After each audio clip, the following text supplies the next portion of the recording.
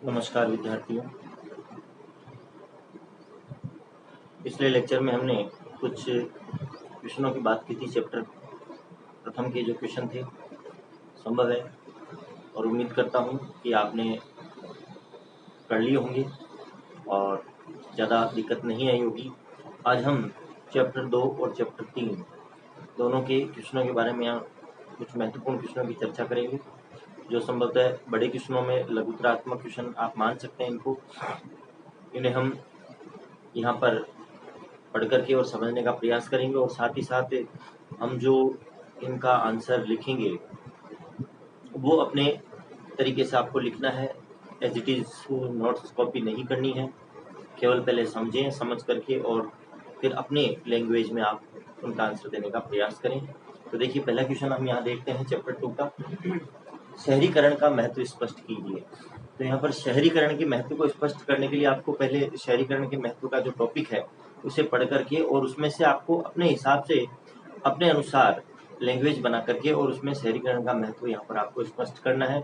As it is पूरा का पूरा नहीं उतारना है और साथ ही साथ आपको यह भी ध्यान रखना है कि वर्ड लिमिट का भी ध्यान रखें। बहुत ज़्यादा शब्दों में आप आंसर देने का प्रयास न करें और जहाँ तक हो कम से कम शब्दों में अपनी बात को रखने का प्रयास करें। आप ज़्यादा से ज़्यादा 8 से 10 लाइन के बीच में प्रत्येक प्रश्न का जो उत्तर है वो दे सकते हैं। यदि और कम में हो और अधिक स्पष्ट कर सकते हो तो और अच्छी बात है। नेक्स्ट क्वेश्चन देखते हैं हम। दक्षिणी मेसोपोटामिया के शहरीकरण की प्रक्रिया समझाइए। अब देखिए, यहाँ पर जो दक्षिणी मेसोपोटामिया आप जानते हैं कि एक रेगिस्तान था और किस प्रकार से वहाँ पर शहरों का विकास हुआ।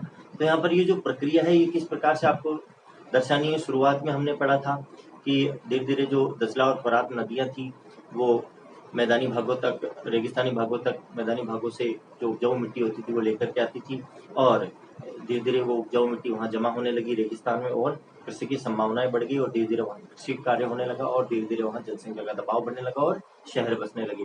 तो यहाँ पर ये चीज़ तो ही है।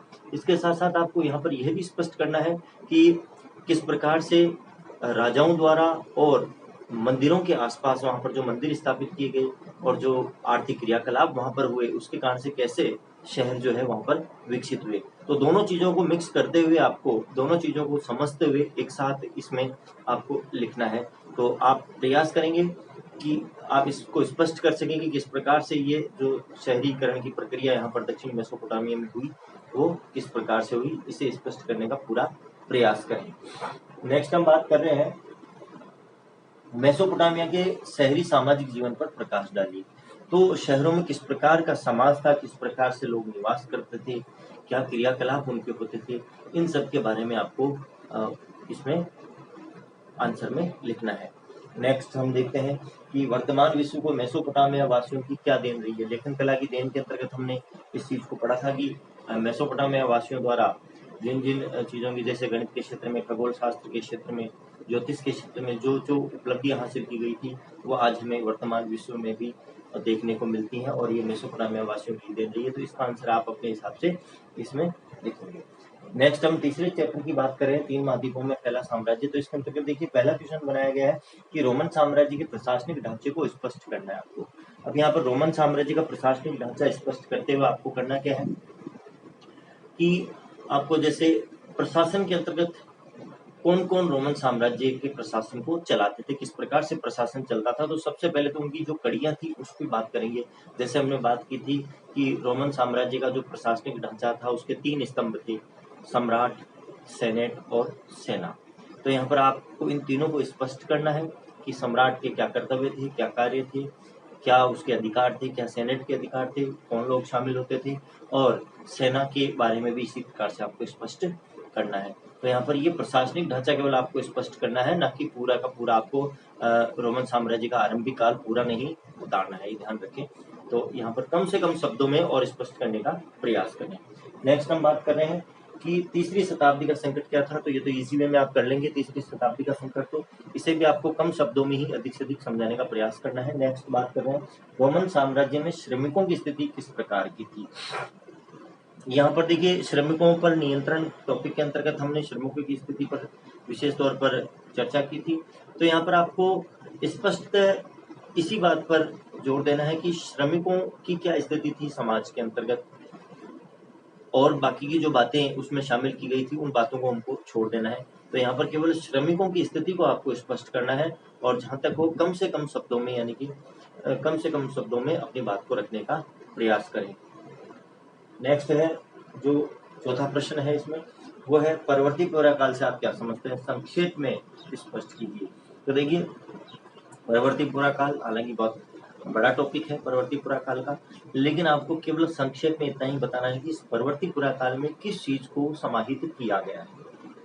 तो यहाँ पर संक्षेप में आपको इसको स्पष्ट करना है, पूरा परवर्ती पुरा काल नहीं उतार देना है, और बहुत ही कम शब्दों में आपको इसको स्पष्ट 5 से 7 लाइन 10 लाइन तक आपको इसमें स्पष्टीकरण अपना देना होगा। तो इस प्रकार से परवर्ती पुरा काल में जिन चीजों को समाहित किया गया है उन चीजों को आप यहाँ पर स्पष्ट करें। तो इस प्रकार से ये जो आपके क्वेश्चन हैं, जो बड़े क्वेश्चन भी बनते हैं और महत्वपूर्ण भी हैं, ये आप अपनी नोटबुक में कर लें, और साथ ही साथ यदि कोई आपसे कोई किसी प्रकार की मिस्टेक होती है, कोई गलती होती है, तो उसको आप अपन बाद में सुधार लेंगे, कोई वो बड़ी समस्या नहीं है। इसके साथ साथ मैं ये कहना चाहूँगा कि जो छोटे क्वेश्चन हैं आपके पहले और दूसरे चैप्टर के, जहाँ तक है छोटे क्वेश्चन बन चुके थे, आपके टेस्ट में भी आ गए हैं, तो यदि फिर भी आपके पास उपलब्ध नहीं है तो मैं आपको उपलब्ध करवा दूंगा, और इसके साथ साथ तीसरे चैप्टर के जो छोटे प्रश्न आपके बनते हैं वह भी आपको भेज दिए जाएंगे, उपलब्ध करवा दिए जाएंगे, जब तक आप इनको कंप्लीट कर लें। और इसके नेक्स्ट जो हमारा लेक्चर होगा उसके अंतर्गत हम हमारा जो 4th चैप्टर स्टार्ट करेंगे, उसके अंतर्गत हम इस्लाम धर्म की बात करेंगे, इस्लाम के उदय की बात करेंगे, जो सऊदी अरब मक्का क्षेत्र के अंतर्गत, सऊदी अरब क्षेत्र से जिसका विस्तार होता है, और धीरे धीरे लगभग एक तरह से देखा जाए तो मध्य एशिया के अंतर्गत इस्लाम धर्म का व्यापक प्रचार प्रसार होता है। तो पैगंबर मोहम्मद और उनके द्वारा स्थापित इस्लाम की चर्चा हम नेक्स्ट 4th हमारे जो टॉपिक है उसमें करेंगे। तो नेक्स्ट लेक्चर में हम बात करेंगे इस विषय में। धन्यवाद।